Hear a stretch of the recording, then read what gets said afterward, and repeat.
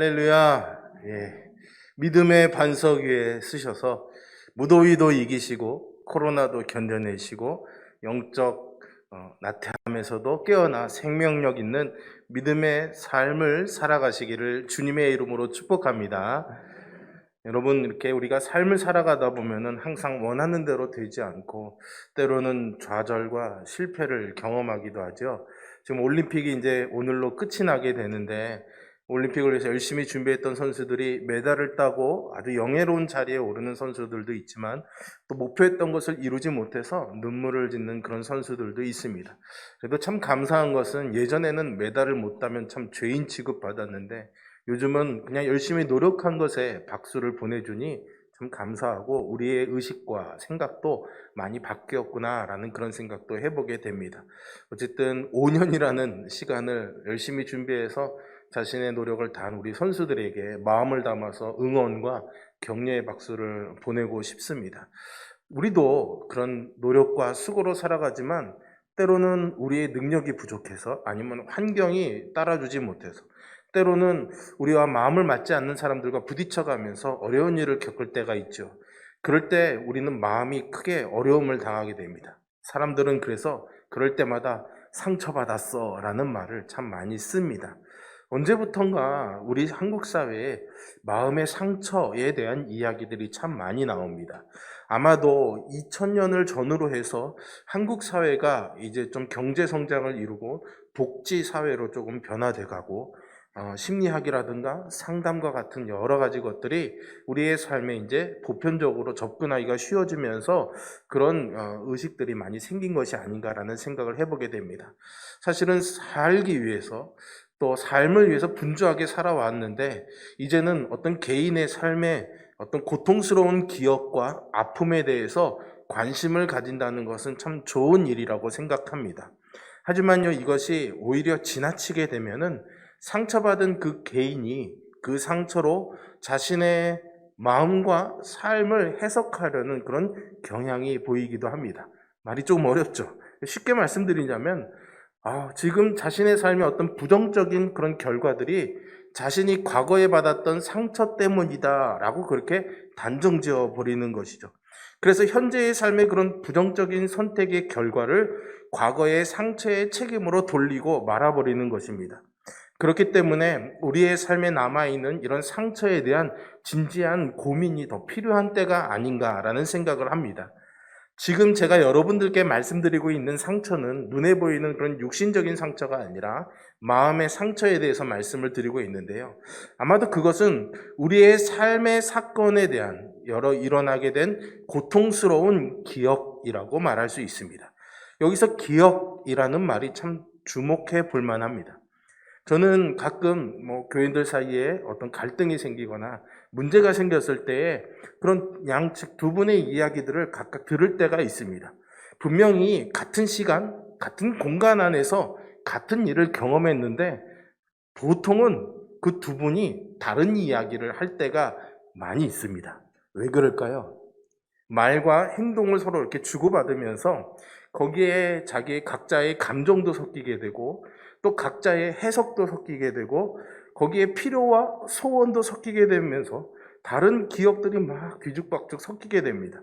그래서 각자가 자기에게 유리한 기억은 선택을 하고 자기에게 불리한 기억은 삭제하게 되어버리죠. 그래서 엄밀히 말하면 우리가 어떤 일에 대해서 일어난 기억을 말한다고 할 때 그 기억은 모두가 다 사실일 수도 있고요. 또 대부분은 사실이 아닐 수도 있습니다. 왜냐하면 우리의 기억들은 대부분 그 일어난 사실에 대한 우리의 재해석이기 때문입니다. 있었던 사실은 변할 수가 없겠죠. 엎질러진 물은 다시 담을 수가 없습니다. 근데 그 엎질러진 물에 대한 생각은 각자가 다 다르지 않습니까? 어머나 시원하게 물이 여기 다 퍼져서 얼마나 이 시원한지 몰라 라는 사람도 있지만 아까운 물을 쏟았어 어떡해 물을 쏟아서 이게 더럽혀졌으니 어떡해 여러 가지 해석이 있죠. 그러다 보니까 어떤 일어난 사실에 대해 그 사실 자체는 변하지 않지만 기억은 왜곡되기도 하고 해석되기도 하고 심지어는 재창조되기도 합니다. 중요한 것은 그래서 우리의 삶에 어떤 일이 일어났는가라는 것보다는 그 일어난 일을 이해하고 해석하는 방식에 있다라고 말할 수 있습니다. 과거의 기억에 대한 우리의 해석은 그 해석에 따라서 나를 공격하기도 하고 보호하기도 합니다. 다른 사람과 나를 분열시키고 갈등하게 하는 원인이 되기도 하고요. 용서하고 품고 묶어내는 사랑의 끈이 되기도 합니다. 여러분들도 각자가 다 그것이 크든지 작든지 간에 혹은 마음에 지금 아직도 기억이 되든지 간에 희미하게 잊어버린 기억이든지 간에 누구나 다 상처를 하나씩은 가지고 있겠죠. 지울 수 없다고 생각하는, 늘 여러분의 마음과 생각에 영향을 미치고 있는 그런 자신과 다른 사람들을 대하는 방식에 영향을 미치는 그런 고통스러운 기억이 누구나 하나씩은 있으리라 생각이 됩니다. 그렇다면 그 고통스러운 기억이 우리의 신앙에서는 어떻게 다루어지고 있는가? 우리가 한번 돌아봐야 될 것 같습니다. 그리고 공동체된 교회는 그 상처를 안고 살아가는 지체를 어떻게 대하고 있는지도요. 우리 안에 있는 상처는 신앙에 어떤 영향을 미치고 신앙 생활에는 또 어떤 영향을 주는지 한번 돌아봐야 될 때이죠. 제가 어릴 때, 초등학교 때 저희 부모님은 이제 맞벌이를 하셔서 학교를 갔다 오면요, 너무너무 배가 고팠습니다. 제 외모가 언제나 배고파 보일 것 같죠, 여러분? 예. 너무 배가 고팠습니다. 부모님이 집에 안 계셔서 챙겨주지를 못하시니까 항상 어머님이 아침에 해놓으신 밥이랑 된장찌개나 국이 있으면 거기에 말아서 신김치 탁 넣어서 막 비벼 먹기도 하고요. 정 그런 것도 없으면 라면을 끓여 먹기도 했습니다. 혼자서 집에서 라면 냄비 뚜껑에 올려서 호 불어가면서, 배고프시죠? 자꾸 먹는 얘기해서 죄송합니다. 막 먹다 보면 그 적막한 집안에서 얼마나 심심하겠어요. 그죠? 그래서 소일거리라도 찾으려고 라면을 먹으면서 책들을 봤습니다, 제가. 그 당시에 다 어려울 때라 집에 제가 읽을 만한 책이 얼마나 있었겠습니까? 그러니 부모님이 어떤 간증집회나 교회에서 파는 그런 신앙서적들을 꽂아놓으신 것을 심심풀이로 삼아 꺼내서 읽어봤던 기억이 있습니다. 그 중에서 제가 제일 많이 봤던 책이 하나 있습니다. 제목은 생각 안 나는데 표지가 새빨간 표지였다는 것은 기억합니다. 근데 그 내용이 뭐였냐면, 여러분 저 가평에 가시면 하늘산 기도원이 있습니다. 가보신 분들 꽤 있으시죠? 그 하늘산 교회를 처음에 만드신 분이 고 이천석 목사님입니다. 그 책이 그 이천석 목사님의 자서전이었습니다. 워낙 파란만장한 드라마틱한 삶을 사셔가지고 그 책을 보면 너무너무 소설보다도 진짜 재밌었어요. 이 목사님이 여러 우여곡절도 있었지만 한국전쟁 때 중공군과의 전투에서 그만 다리를 잃어버리십니다. 그래서 전쟁 후에 이제 상위 용사가 되고 말죠. 당시에 전후에 그런 상위 용사에 대한 예우가 얼마나 좋았겠습니까? 더군다나 이제 장애를 가지게 되니까 사회의 냉대도 받고 여러 가지 소외된 삶을 살다 보니까 너무 이제 이것을 감당하기가 어려워서 그만 이제 깡패의 두목이 되는 삶을 살다가 예수님을 만나게 되고 또 신유의 은사도 받게 되시죠. 그래서 그 유명한 일화가 있지 않습니까? 차범근 선수의 무릎을 기도로 고쳐주셨다는 얘기. 저는 그 이야기를 들을 때 우와 대단하다 이런 생각했었습니다. 저는 이 책을 읽으면서 상위용사라는 그런 단어를 처음 접하게 되었습니다. 사실 저는 제 주변에 그런 분이 없었기 때문에 지금도 아직 그런 분을 만나본 적은 없습니다. 그 책을 읽어보면은 그 상위용사가 되셔서 너무 고통스러울 때 가족도 힘들게 하고 주변의 사람들도 힘들게 하고 심지어는 이웃들이 그분만 나타나면 벌벌벌 떠는 자신 안에 있는 분노를 어떻게 다스릴 수가 없어서, 그 원망을 다스릴 수 없어서 다른 사람들을 참 고통스럽게 했던 그런 장면이 많이 기억이 납니다. 목사님의 생애도 참 안타까웠다라는 생각도 해보게 되죠. 그런데 생각해보면 우리는 어떻습니까? 우리가 눈에 보이는 그런 어떤 장애나 사회적 냉대는 심하진 않다 할지라도 우리도 마음에 있는 그런 상처들로 인해서 누군가에게 또 다른 고통을 또 주며 살아가는 그런 목사님의 방황하던 시절과 같은 삶을 살아가지는 않나요? 그러니까 사실은 우리도 어느 정도 대부분 상위 용사라고 말할 수 있습니다. 우리의 인생은 어쩌면 세상과의 싸움이지 않습니까? 그 싸움의 과정에서 내게 찾아온 불행도 있을 수 있고요. 고통스러운 경험도 있을 것입니다. 그런데 그런 것들이 내 안에서 잘 해결돼야 되는데 그것이 쉽지가 않죠. 그러다 보니까 그것을 그냥 품고 살아갑니다. 마치 상처가 나면, 생채기가 나면 어쨌든 치료는 하지만 그 상처의 자국들이 남는 것처럼 말이죠. 그러다 보니까 사실은 그 상처의 흔적들이 내게 가장 가깝고 사랑하는 사람들에게 반영될 때도 있습니다. 그래서 어떤 경우에는 악의 대물림도 있잖아요. 부모에게 상처받은 사람이 고스란히 자녀에게 똑같은 상처를 주는 경우들이 있지 않습니까? 내가 세상에서 겪는 고통이 가정에 영향을 미칠 때도 있죠. 교회는 다르겠습니까? 교회도 사실은 마찬가지라는 생각이 듭니다. 우리의 경험에 있어서 신앙생활에서의 고통들이 있죠. 부정적인 경험들도 있습니다. 이것이 마치 상위 용사와도 같죠. 신앙을 시작하고 세상과의 격렬한 싸움의 과정을 지나온 우리들은 삶에 각인된 수많은 상처와 아픔들을 가지고 있습니다. 안타깝게도 우리는 이 상처와 아픔들을요, 내 안에서 다 해결하지 못한 채로 살아갑니다. 그러다 보니까 분노와 원망이 이천성 목사님을 깡패로 만들었던 것처럼 오늘의 신앙생활이 과거에 경험했던 그 상처와 고통의 연장이 되는 경우들이 참 많습니다. 그래서 교회가 서로 용서하고 사랑하고 이해하고 품어줘야 되는 그런 공동체가 되어야 됨에도 불구하고 하나님이 우리를 그렇게 바라시지만 우리 안에 있는 그런 상처의 영향, 그 상처의 흔적들이 서로 간에 날선 그런 태도가 되어서 상처가 또 다른 상처를 낳게 되는 경우들이 아주 많이 있습니다. 그래서 교회가 서로에게 있는 이 상처가 그 고통이 반복되어지는 반복되어지는 공간이 되는 경우들이 있죠.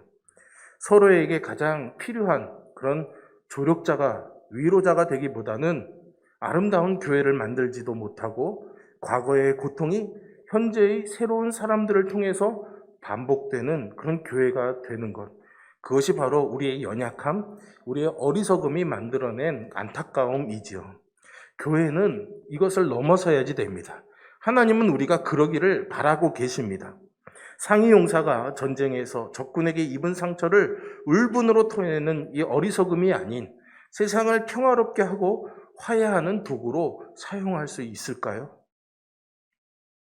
우리의 마음의 상처에 대해서 이야기를 한다면은 저는 이 책을 여러분들께 꼭 한번 소개해드리고 싶습니다.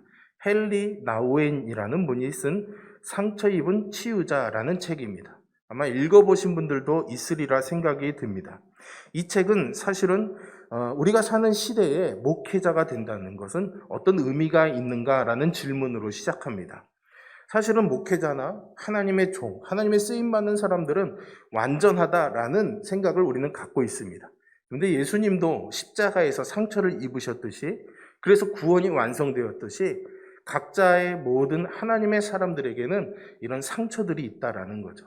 근데 그 상처가 부정적인 것이 아니라 그 상처를 통해서 오히려 상처 입은 누군가를 치유하고 위로해 줄 수 있는 위로자가 될 수 있다라는 것이 이 책의 내용입니다. 그래서 이 책에서는 하나님의 쓰임받는 사람들은 그가 사는 이웃과 시대의 고통을 삶으로 깨닫는 것으로 시작하게 되고 그 고통에 동참하는 것으로 실현된다라고 말합니다. 그렇다면 어떻게 우리의 상처가 다른 사람의 고통을 치유하는 길로 나아갈 수가 있을까요? 예를 들어서 우리가 사업에 실패한다거나 실현을 당했다든가 사랑하는 가족을 갑작스럽게 하나님 나라로 보내야 된다든가 어떤 그런 실패와 고통을 당하고 있는 사람들을 위로해야 된다라고 우리에게 주어진 상황이 있다면 여러분들은 그 사람을 어떻게 위로하시겠습니까? 대부분의 사람들은요, 그런 위로가 필요한 사람들에게 누군가가 더 큰 어려움을 이겨내고 성공한 이야기, 아니면 나도 그랬었는데 봐봐 지금 잘 견뎌내고 지금 잘하고 있잖아 라고 그렇게 말해 줄 것입니다. 이렇게 우리는 우리 자신 혹은 다른 사람이 경험한 더 큰 실패의 이야기를 들려주고 그 극복과 성공담을 들려줌으로써 위로하려는 그런 경향들이 있습니다. 자녀를 잃은 부모에게 비록 한 자녀를 잃었지만 남은 자녀에게서 위로를 찾으라고 하죠. 삶의 부정적인 경험에 대해서는 눈을 감고 좀 긍정적으로 바라보라고 조언합니다. 자신은 더 큰 상처와 고통을 당한 경험이 있다는 이야기들을 하죠. 하지만 그런 것들이 잠깐은 그에게 들을 때에는 위로가 될 수는 있겠지만 완전하게 그리고 근본적으로 그 사람을 치유하는 데는 사실 큰 도움이 되지는 못하는 것 같습니다. 상처 입은 치유자라는 이 말이요. 자신의 삶에 있는 상처를 오픈하라는 그런 것을 즐기라는 이야기는 아니죠. 나는 더 심한 고통을 당했으니까 당신의 고통은 아무것도 아니라는 식의 이야기는 위로가 될 수 없기 때문입니다. 나는 그런 고난을 극복했으니 당신도 극복하라 라는 권면도 사실은 큰 도움이 될 수는 없습니다. 그래서 이 책에서 헨리 나우에는 우리의 태도가 어때야 되는가에 대해서 핵심적인 단어를 하나 소개해 줍니다. 그것은 환대라는 단어입니다. 환대. 환영하고 대한다라는 거죠. 손님이 오면은 즐거이 영접한다라는 그런 의미입니다. 이것이 치유자의 태도가 되어야 된다라는 거죠. 제가 사실은 대학원에서 선교학을 지금 공부하고 있는데 요즘 가장 저의 마음에 크게 오는 단어가 바로 이 환대입니다. 교회가 세상을 향해서 환대해야 된다라는 거죠. 어떤 사람이든 교회에 올 때 그 마음을 열어놓고 그가 교회에 오는 것, 주님 앞으로 나아가는 것에 장을 열어놓을 수 있어야 된다라는 겁니다. 여러분, 만약에 어떤 사람이 손님을 초청했다고 생각해 보십시오. 그리고 손님이 그 주인의 집에 초대를 받아서 가게 됩니다. 그런데 주인이 이 손님을 모셔놓고요. 청소하기도 바쁘고 음식도 차려야 되니까 분주하게 뛰어다니며 손님은 거실에 덩그러니 놔둔 채로 자기는 일하기 위해서 부엌으로 마당으로 물건을 사기 위해서 밖으로 자꾸만 돌아다니면 손님의 기분이 어떨까요? 나를 불러놓고 도대체 뭐 하는 거야? 라는 생각을 갖겠죠. 아니면 아예 그냥 나가버린다면은요. 손님으로 초대받아서 갔는데 주인의 이야기만 계속해서 하다가 모임이 끝났다면은 이 손님의 기분은 어떨까요? 우리가 해야 될 환대라는 것은 바로 그 사람의 삶과 또 그 사람의 상황과 그 사람의 고통에 집중하는 것입니다. 그를 통해서 나를 보거나 나를 통해서 그를 보려는 것이 아니라 그 사람 자체를 보는 것이죠. 그리고 그의 고통을 듣고 공감하고 이해하는 것입니다. 우리는요, 예수님에게서 그런 모범을 볼 수가 있습니다. 예수님께서 십자가를 지시던 전날 밤, 겟세마네 동산에서 눈물과 땀과 피를 쏟으면서 기도하셨죠. 예수님은 사실 십자가에 오르실 이유도 없었습니다. 그것을 위해 기도해야 될 이유도 더더군다나 없었죠. 그런데 왜 예수님이 그의 일을 위해서 눈물과 땀, 심지어는 피까지 쏟으며 기도하셨을까요? 우리를 사랑하시는 예수님이 우리의 죄로 인한 우리의 고통의 결과들을 집중하셨기 때문입니다. 우리보다 더 깊은 고통을 온 삶으로 느끼신 것이고 그렇기 때문에 눈물과 땀과 피를 함께 쏟으시면서 기도하신 거죠. 그러니 주님이 우리의 삶을 환대하신 것입니다. 누가복음 14장 13절에 보시면 예수님은 특별히 지극히 작은 자를 향한 환대를 강조하고 계십니다. 삶에서 사회 바깥으로 내몰린 어느 누구도 관심을 가져주지 않는 그들의 고통에 대해서 눈을 주지 않는 이 사람들을 맞이하는 삶을 살라고 우리를 부르신 거죠. 그래서 그리스도인들은 일상과 가정 그리고 공동체 안에 이 작은 자들을 위한 자리를 마련하도록 하나님의 부르심을 받은 겁니다. 그리고 그 자리가 바로 예수님을 그들에게로 초청하는 자리가 되는 것이고 하나님의 은총을 경험하고 발견하는 장소가 되는 것이죠. 예수님께서 오늘 본문에 보시면 부활하신 제자들을 찾아오십니다. 그들은 부활하신 예수님을 믿고서도 여전히 주춤거리고 있습니다. 다른 제자들을 통해서 부활의 소식을 접했던 도마는 더더욱 그랬겠죠. 직접 상처를 만져보지 않고서는 도저히 부활을 믿을 수 없다라고 말합니다.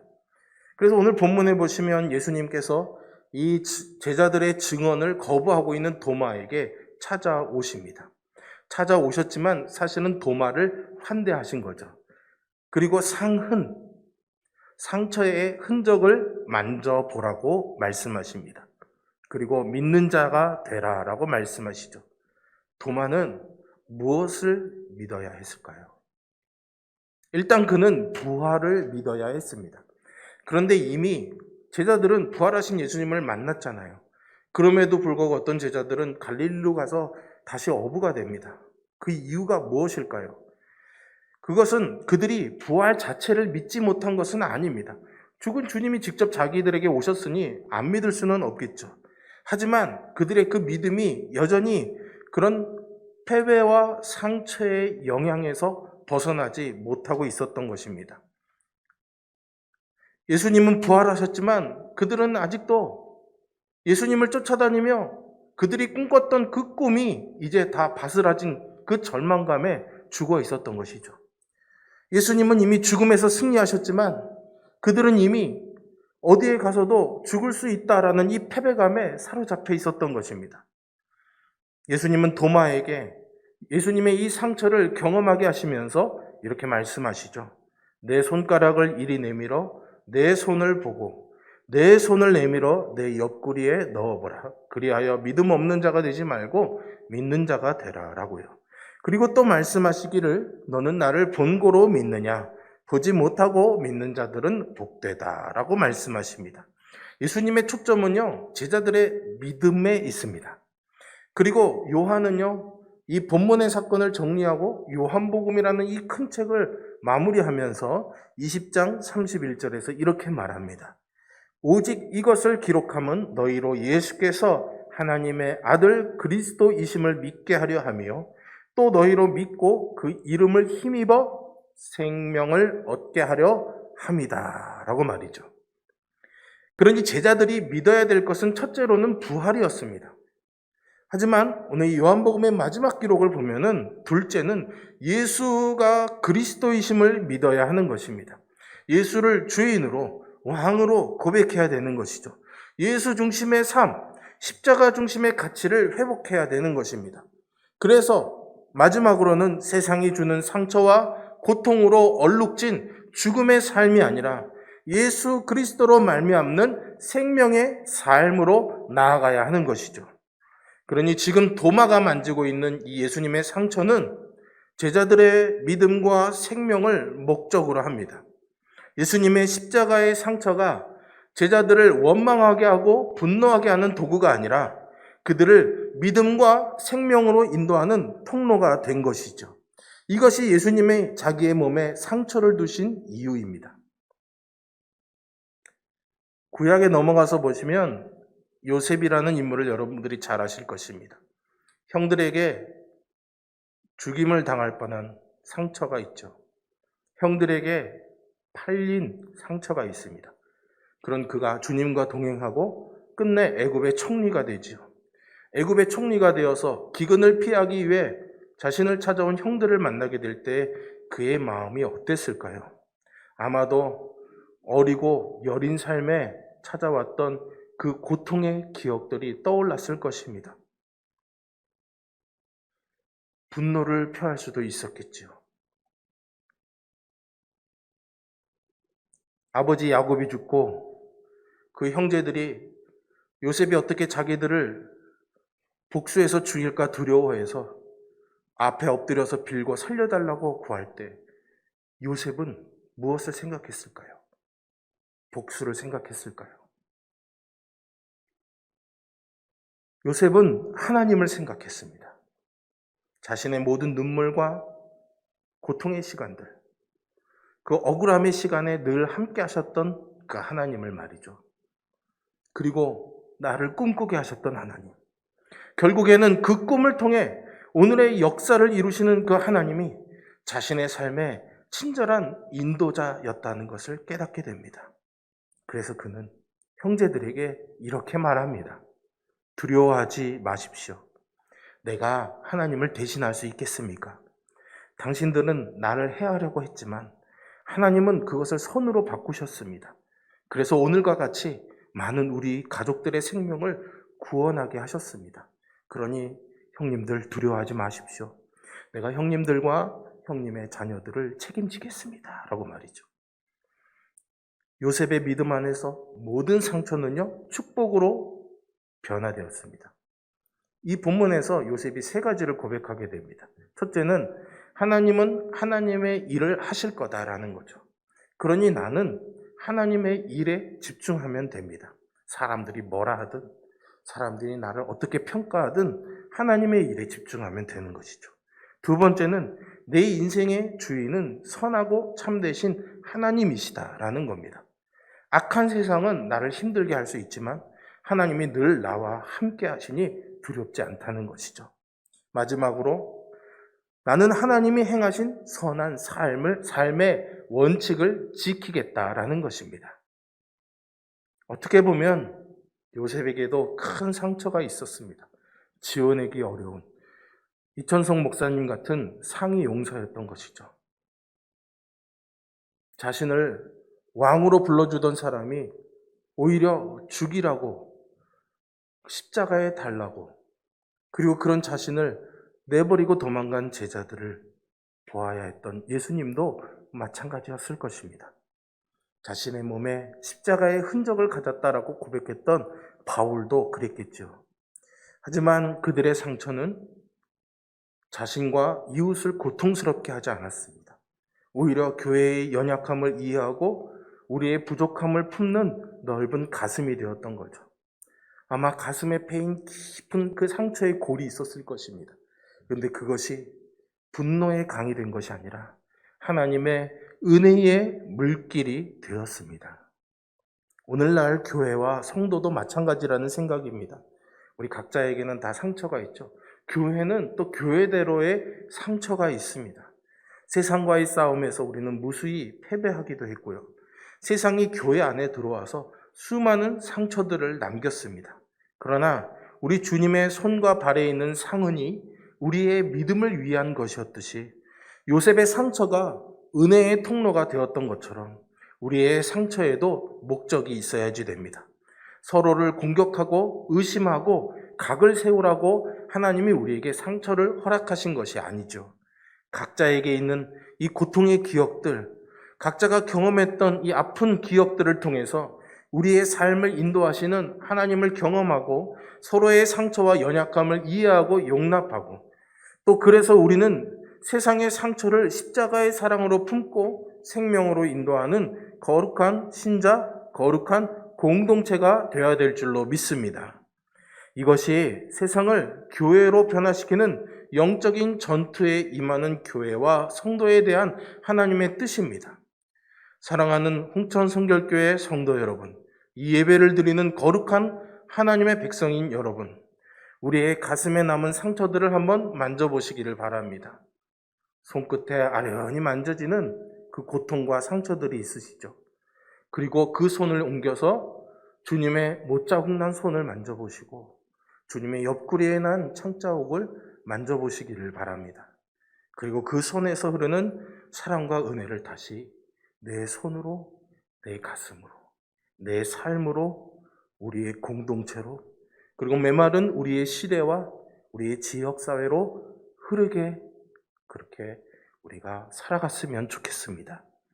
그래서 십자가의 은혜가 날마다 여러분들에게 풍성하게 넘치기를 주님의 이름으로 축복합니다. 기도하겠습니다.